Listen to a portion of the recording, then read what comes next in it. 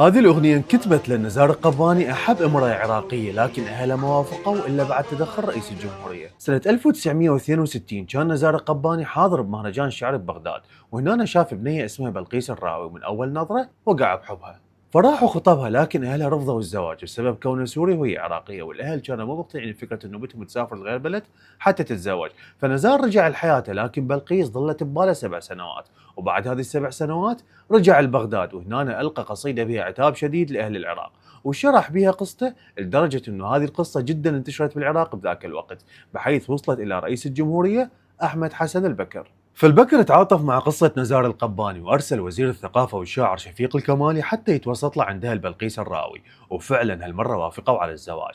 وسنة 1969 تزوج نزار القباني من بلقيس، وانتقلوا البيروت، وصار عندهم طفلين عمر وزينب. وبعد 10 سنوات من الزواج كتب نزار القباني البلقيس واحدة من أشهر قصائده، اللي هي قصيدة أشهد أن لا امرأة إلا أنت، اللي غناها أكيد كاظم الساهر، وتحولت إلى أيقونة خالدة. لكن المفارقة المؤلمة أن المرأة اللي كتب لها نزار القباني أجمل قصائده استشهدت في تفجير السفارة العراقية ببيروت سنة 1981.